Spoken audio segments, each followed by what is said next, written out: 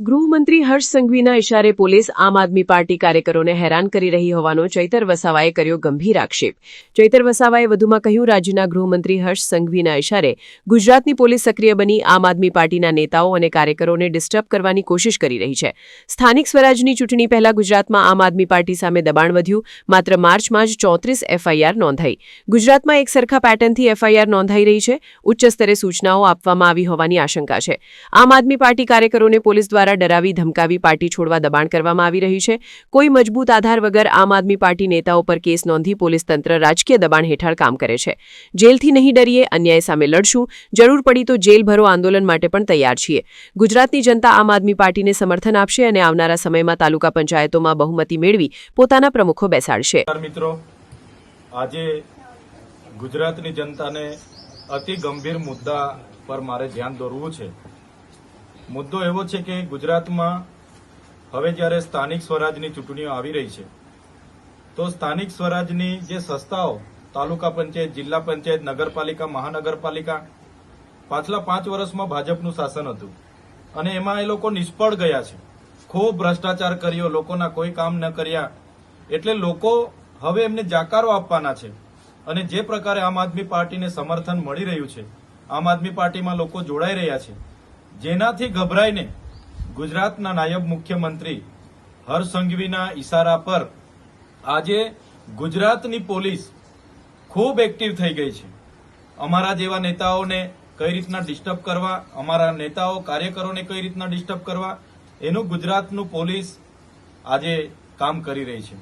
આજે આપે જોયું હશે કે ગુજરાતમાં આ માર્ચ મહિના દરમિયાન અમારા નેતાઓને કાર્યકરો પર 34 જેટલી એફઆઈઆરો થઈ.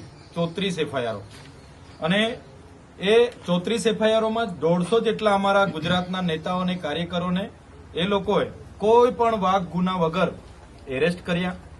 એમને પોલીસ સ્ટેશને લઈ જવામાં આવ્યા, એમને ડરાવવામાં આવ્યા, ધમકાવવામાં આવ્યા કે ભાઈ તમે આમ આદમી પાર્ટી છોડી અને તમે કામ કરો.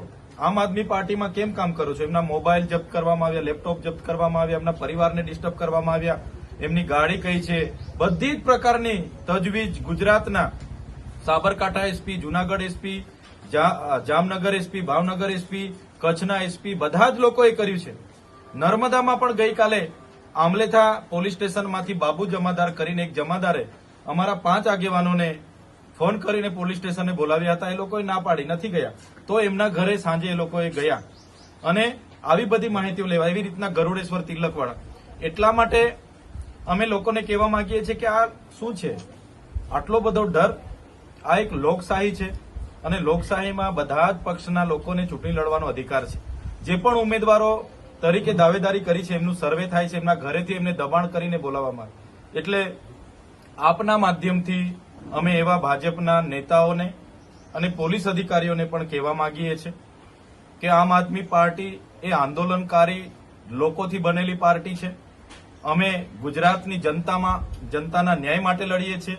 અમે ક્યારે આવી ખોટી એફઆઈઆરો, ખોટા કેસો કે ખોટી જેલોથી અમે ડરવાના નથી.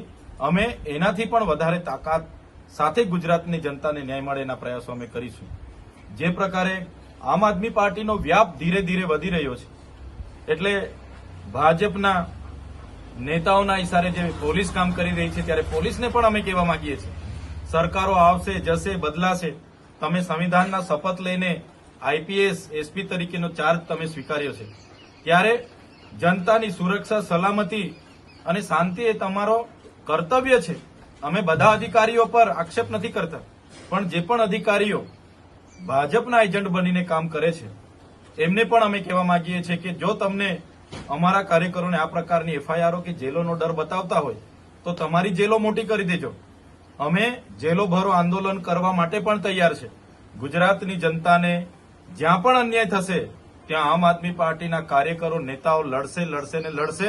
અમે તમારી જેલોથી નથી ડરવાના અને આવનારા દિવસોમાં જ્યાં પણ અમારા કાર્યકરોને આ પ્રકારે ખોટી રીતે હેરાનગતિ કરીને પકડવામાં આવશે, એફઆઈઆર કરાવવામાં આવશે, એમને આમ આદમી પાર્ટી છોડાવી દેવા માટેની તજવીજ કરવામાં આવશે, ફોર્મ નહીં ભરવા માટેની, ઉમેદવારી નહીં કરવા માટેની જે ધમકીઓ આપવામાં આવે છે, એનાથી આમ આદમી પાર્ટીનો કાર્યકર ક્યારે ડરવાનો નથી.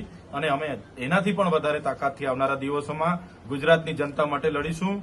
આમ આદમી પાર્ટી ગુજરાતની સ્થાનિક સ્વરાજની ચૂંટણીમાં 12,000 ઉમેદવારો ઉભી રાખવાની છે અને મજબૂતાઈથી લડવાની છે. અને અમને પૂરેપૂરો ગુજરાતની જનતા પર ભરોસો છે.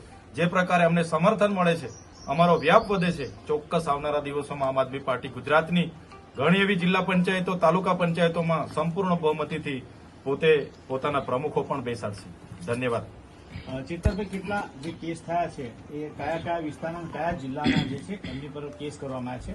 આપ જોઈ શકો છો, દાહોદ એસપી દ્વારા, વડોદરા એસપી દ્વારા, કચ્છ એસપી દ્વારા, છોટાઉદેપુર એસપી દ્વારા, આ તમામ એસપીઓ દ્વારા આ માર્ચમાં 34 એફઆઈઆર અમારા આગેવાનો પર અને કાર્યકરો પર જે ઉમેદવારી નોંધાવી છે એવા લોકો પર કરવામાં આવી છે. બધાના નામજોગ મારી પાસે માહિતી છે અને બધાનો મેં અભ્યાસ કર્યો. બધા પર મેં પૂછ્યું, એફઆઈઆરની નકલો લીધી, બધાનો અભ્યાસ કર્યો. કોઈ વાક ગુનો નથી. બસ પોલીસ સ્ટેશને એમને બોલાવે છે, ક્યાંક તો કોઈ જગ્યાએ જતા હોય તો રસ્તે બુટલેગરો એમને અટકાવે છે અને કેમ અમારા વિરોધમાં બોલતો હતો એમ કરીને એમને ડિસ્ટર્બ કરે છે. અને અમારા લોકો જયારે ફરિયાદ નોંધાવા જાય, ઉલટાનું એમના પર ફરિયાદ પોલીસ નોંધે છે. અને આખા ગુજરાતમાં નોંધ કરજો, આખા ગુજરાતમાં સેમ પેટર્નથી આ જેટલી એફઆઈઆરો થયેલી છે સેમ પેટર્નથી થયેલી છે, અલગ અલગ નથી. એટલે હાઈ લેવલની બેઠક ગુજરાતની મળી હશે અને એમાં ડીજી, આઈજી, એસપી લોકો જેવા અધિકારીઓને ત્યાંથી સૂચનાઓ મળી હશે. એટલા માટે જ આ 34 એફઆઈઆરો મેં વાંચી. સેમ પેટર્નથી એફઆઈઆરો થઈ છે, સેમ પેટર્નથી તપાસ થઈ છે અને સેમ પેટર્નથી કલમો લાગેલી છે. કયા ગુના નોંધવામાં આવ્યા છે? આપે જો એમની તપાસ પર કરી મોટા છે. ભાગે જે કયા આરોપ છે જે એફઆઈઆર થઈ છે એમાં આરોપ એમના પર ખોટી માહિતી લોકો વચ્ચે પૂરા પાડવાના, લોકોમાં ખોટો પ્રચાર કરવાના, આમ આદમી પાર્ટીના કાર્યકર તરીકે, અને જે હમણાં બુટલેગરો દ્વારા સુરેન્દ્રનગર અને જૂનાગઢમાં 2 જણને અટકાવવામાં આવ્યા. એ લોકો એક્ટિવા પર જતા હતા, 4 વ્હીલ સામેથી આવી, બુટલેગરો અટકાવ્યા અને એમને માર્યા. એમના સ્વબચાવમાં એમણે પોતાના સ્વબચાવનો પ્રયાસ કર્યો અને પોલીસ સ્ટેશને જઈને પોતાની ફરિયાદ નોંધાવા ગયા. 2 કલાક બેસાડીને ઉલટાનું બુટલેગરની ફરિયાદ લઈને એમના પર 307 લગાડી છે. એના સિવાયની બધી ફરિયાદો છેડતીની, એટ્રોસિટીની અને દુષ્પ્રચાર કરવાની, સરકારી કામમાં રૂકાવટની એવી કલમોથી એફઆઈઆરો થયેલી છે. બધી સેમ પેટર્ન. જાય એટલે મોબાઈલ જપ્ત કરે છે, લેપટોપ માંગે છે, એમનું દફતર લઈ લે છે, એમના ઘરે જાય છે અને એમની પાસે કેટલી ગાડીઓ છે, એ પોતે શું કરે છે, એમના ઘરે શું કરે છે, બધી માહિતી લઈને આ એફઆઈઆરોમાં બધી માહિતી, જે મેન માહિતી હતી એ મેં આખું છૂટું પાડ્યું છે. તો 34 જેટલી એફઆઈઆરો આ માર્ચ મહિનામાં જ આમ આદમી પાર્ટીના કાર્યકરો અને નેતા પર થયેલી છે. આ બધા ઉમેદવાર જ છે.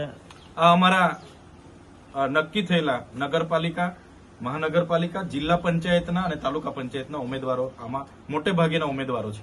સમાચારની અવનવી અપડેટ જોતા રહો નિખરતા ગુજરાત ન્યૂઝ સાથે. નિખરતા ગુજરાત ન્યૂઝને લાઇક, શેર, સબસ્ક્રાઇબ કરો અને બેલ આઇકન દબાવીને સમાચારની ઝડપી માહિતી મેળવો.